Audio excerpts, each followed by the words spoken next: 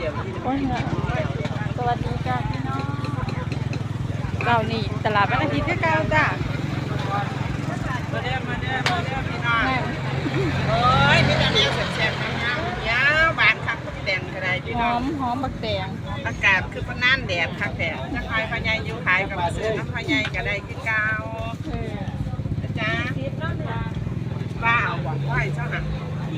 เอาไปขายไงเนาะเอากำไร2 บาทพอมีแตงโมแดงๆนะครับ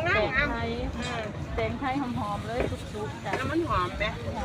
หอมซุปดีแม่จ้าสอบละ50จ้าซุปได้ทุกๆวันจ้าผู้หายจะมาทางไหนมันงามเลยทุกนั่นแหละค่ะ แม่ค้าเพิ่นเว้าดีแม่ค้าก็ใจดีจ้ะพี่น้องตลาดเช้านี้คนหลายค่ะได้ยังกับป้า วันนี้เราได้ ใส่อยู่ไปบอกว่า หดมีต้นคนกำลังหลายจ้ะ ร้านถูกปะคะ คนจะมารับซื้อไส้สอย หาคอกับต้นยังต้นเศรษฐีบ่นะ ไส้ซอ ต้ ย นเศรษ จับ ฐี ซื้อกับเขาวกับน้ำจ้ะน้ำไม่ซอย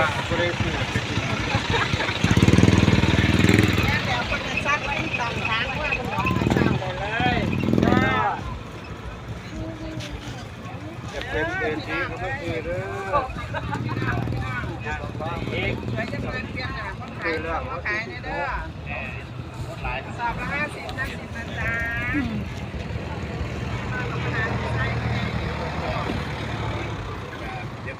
กับเขาวหลายอย่างกับเขาวส่วนนี้จะเป็นกับเขาวบ้านๆพี่น้องกับเขาวบ้านๆเนาะไม่ต้มอีหยังพาพักมันน้ำเอามันน้ำมาตะปูเลยขอกบักหยังขอกบักหยังเอาแค่อีหยังข้ามไปหาอยู่จังใดแม่ ที่ต้นไม้เวลาทุกคน แม่งคามมีต้นพรตีมันจับอยู่บ่ไปใต้เอาบ่แม่ มันเป็นต้นไม้แล้วมันสั่นเอาบ่ แม่งคามพี่น้อง เคยเห็นบ่พี่น้อง มัน เคยเห็นบ่พี่น้องลูกเคยเห็นแต่แมงคาน หัวบักหอย ช่วยเริ่มดำตั้งที่หมายถึงว่าไม่แก่บ่ บักหอยโอ้มีหลายอย่างหลายแนวเขาวโพดต้มใหม่ๆดอกก็คือหลายอย่างแฮะ